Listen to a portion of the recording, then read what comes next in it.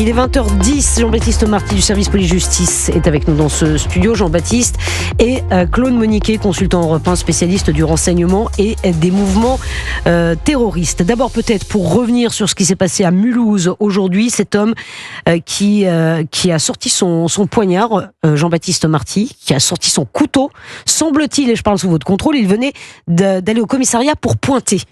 C'est ça, c'est un homme qui était donc en situation irrégulière, qui pointait régulièrement donc au commissariat, et en sortant de ce commissariat, qui a brandi une arme et qui s'est orienté sur des fonctionnaires, des fonctionnaires de police, des policiers municipaux de l'ASVP. Donc voilà, les policiers qui mettent par exemple les amendes sur les voitures, etc. Et donc il s'en est pris à ces personnes-là. Quelqu'un a tenté de s'interposer, un riverain de nationalité portugaise, un sexagénaire. Et lui a également pris un coup de couteau, et c'est cette personne-là qui serait décédée ce soir. C'est la personne qui est intervenue pour empêcher l'individu d'essayer de s'interposer, qui est décédé ce soir après un acte de courage inouï. C'est ça. Jean-Baptiste Marty, un acte de courage inouï. On a une pensée évidemment pour ses proches. Claude Moniquet, sur le profil, consultant européen spécialiste du renseignement et des mouvements terroristes, sur le profil de cet individu qui avait été détecté, je parle sous votre contrôle, Jean-Baptiste Marty, détecté schizophrène en 2023, condamné en 2023 pour apologie du terrorisme, qui est une nationalité algérienne qui était sous OQTF, mais l'Algérie a refusé de lui donner un laissez-passer consulaire et qui pointait régulièrement au commissariat. C'était un homme sous très haute surveillance. Ben écoutez Pascal, manifestement non, il était sous une très haute surveillance théorique puisque c'était un profil extrêmement dangereux quand même, profil psychiatrique d'une part, profil radicalisé, répertorié au fichier des personnes radicalisées à des fins terroristes, sous OQTF, déjà condamné. Et se trouvant en résidence surveillée, dite surveillée, avec obligation de pointer, on ne sait pas encore si c'était tous les jours ou toutes les semaines au commissariat de son quartier. Mais non, manifestement, cette surveillance était très très largement insuffisante, puisque malheureusement, il a pu passer à l'acte. Claude Moniquet, vous restez avec nous. Charlotte Dornelas est arrivée dans ce studio. Bonsoir Charlotte Dornelas, merci d'être là. Actualité assez terrible. Je voudrais qu'on écoute les mots de Bruno Retailleau qui s'exprime à la télévision. Bruno Retailleau qui vient de charger l'Algérie ce soir. Une fois de plus, c'est le terrorisme islamiste qui a frappé. Et une fois de plus, j'ajoute que ce sont les désordres migratoires qui sont aussi à l'origine de cet acte terroriste. Voilà un individu qui aurait dû être accepté par l'Algérie. L'Algérie n'a pas été, vos services ont essayé. À 10 reprises, mes services ont relancé le consulat algérien, sans jamais que l'Algérie n'accepte quelqu'un qui était né en Algérie.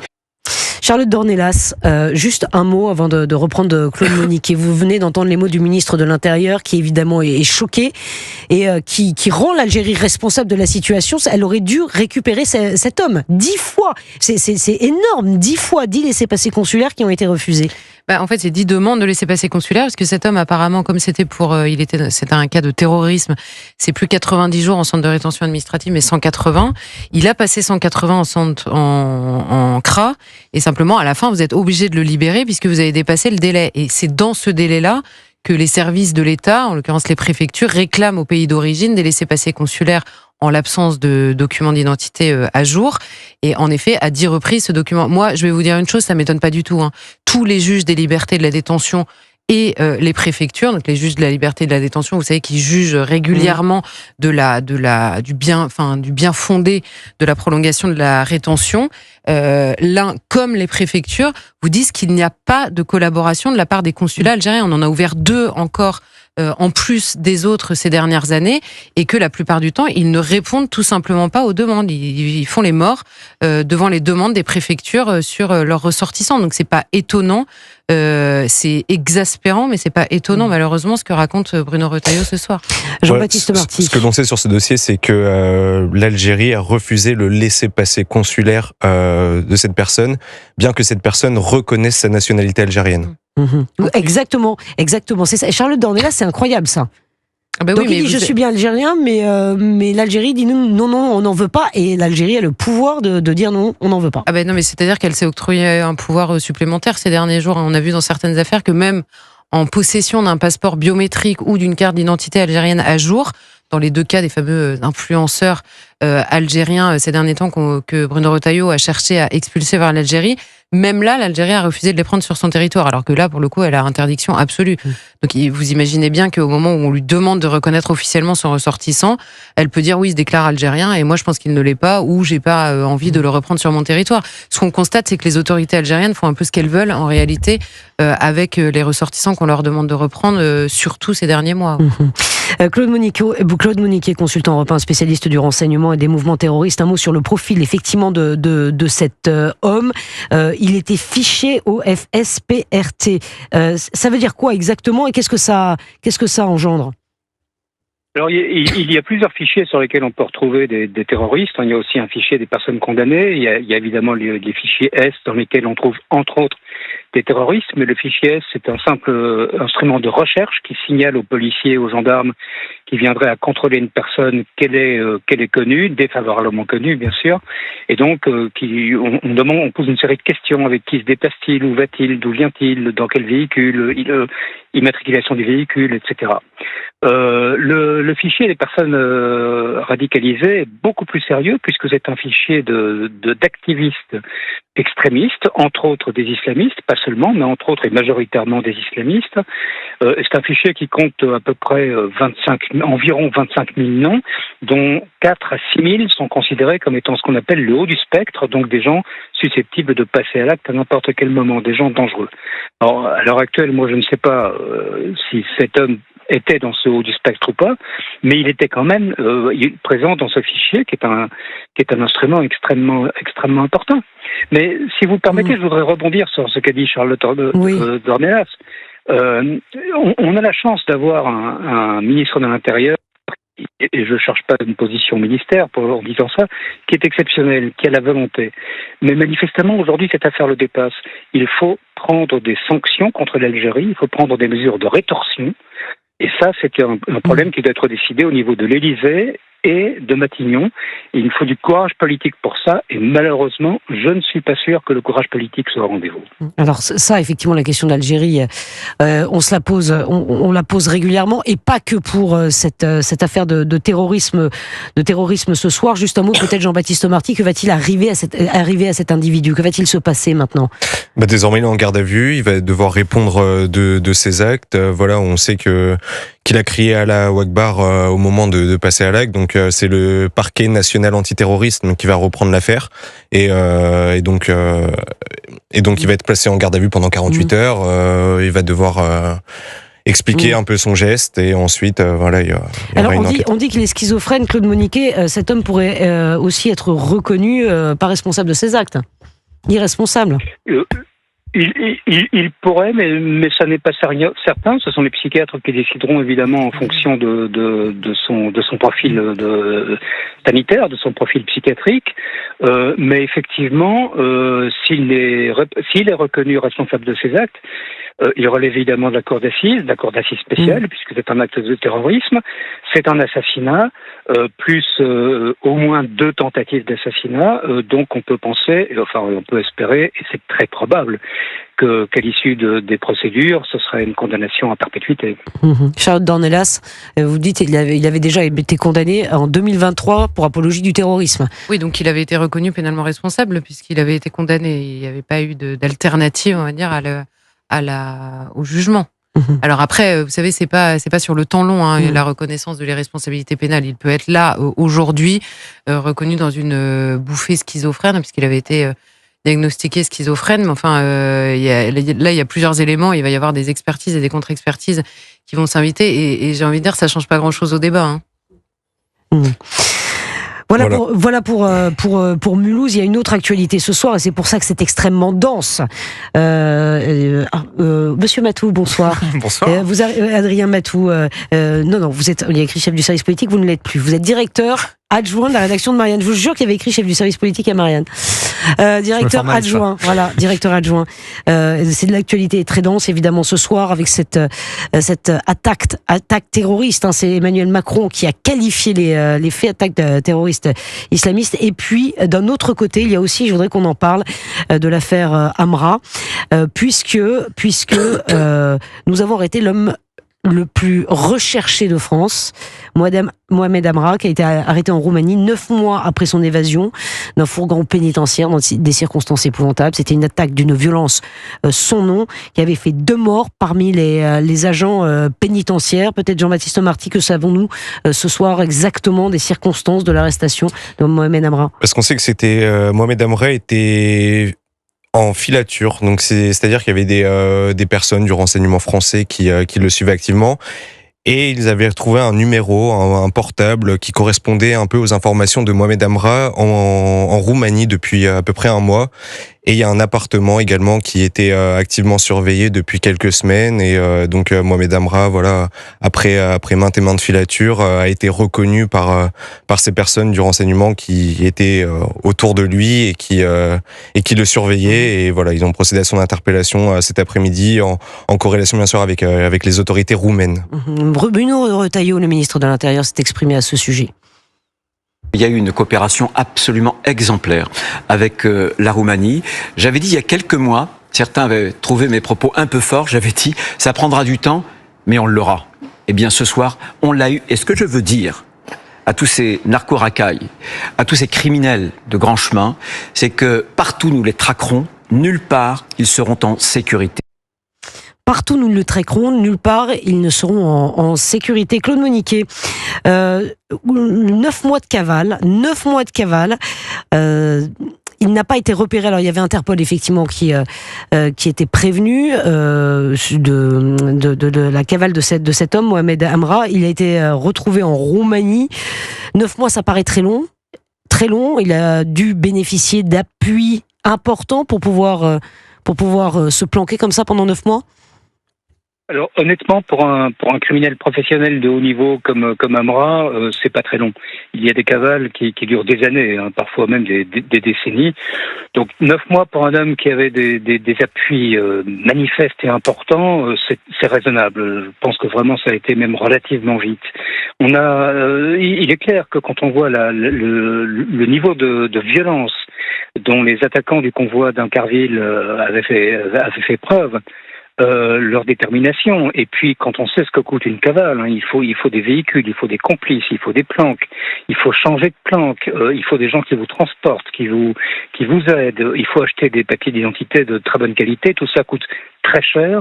Donc c'est une cavale qui est pour un criminel professionnel aguerri, et c'était le cas de cet homme qui, même depuis sa propre cellule de prison, dirigeait des descentes chez ses concurrents pour récupérer de la drogue. Donc c'était un très très gros format. Donc je pense que les 9 mois c'est raisonnable, sachant qu'effectivement on était en face de quelqu'un qui avait un réseau de complicité extrêmement important et qui s'étendait à l'étranger, puisqu'on sait qu'il était retrouvé en Roumanie, mais on ne sait pas par quel pays il était éventuellement passé avant d'arriver en Roumanie. Alors la question a été posée au ministre de l'Intérieur à la télévision. Que va-t-il se passer maintenant pour Mohamed Amra ?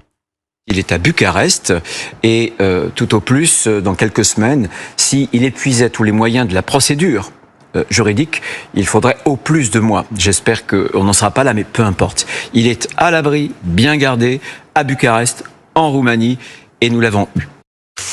Il est pour l'instant à Bucarest en Roumanie. Que risque-t-il, Charles de Dornelas ? Est-ce qu'on a une idée ? La perpétuité, clairement. Ouais. Il risque, lui, la perpétuité, mais on parle beaucoup de l'attaque et de la violence abominable de l'attaque qui a été, en l'occurrence, exercée par les complices. Il va falloir retrouver ses complices. Il va falloir retrouver les complices encore aujourd'hui. Évidemment, notre attention s'était focalisée sur lui, et c'est une bonne nouvelle qu'il soit aujourd'hui arrêté. Mais la traque de ses complices se poursuit aujourd'hui activement. Il y a quand même 300 enquêteurs qui étaient sur le cas Mohamed Amra depuis 9 mois, qui ont en effet fait un travail quand même assez incroyable en 9 mois, mais maintenant leur travail ne s'arrête pas là. Non, le travail ne s'arrête pas là, il va falloir remonter effectivement la piste. Adrien Matou. Petite information, mon confrère Laurent Valdiguier, confrère et collègue, hypothèse de la police judiciaire, Mohamed Amra était en Roumanie pour sans doute faire de la chirurgie esthétique. Oui, il y a bon. On a vu qu'il avait changé d'apparence Oui, quand bien il sûr, avait il s'était teinté les cheveux déjà. Ah oui, il était ravissant. Ouais. D'accord, donc il voulait faire de la chirurgie esthétique en Roumanie. C'est une des hypothèses sur lesquelles travaille la PJ, Jean-Baptiste Marty. Là, on voit sur les images que voilà, il avait des lunettes qu'il n'avait jamais portées auparavant, ce qui lui changeait un peu la forme de son visage. Il s'était teint en roux, donc voilà, c'est quelqu'un qui manifestement cherchait à changer d'apparence.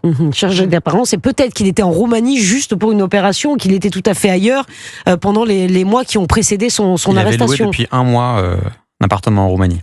Il avait loué depuis un mois un appartement en Roumanie. Information, Marianne, que vous nous donnez, Adrien Matou, directeur adjoint du journal. Donc, il était peut-être là-bas, effectivement, et tout ça, évidemment, l'enquête va le confirmer.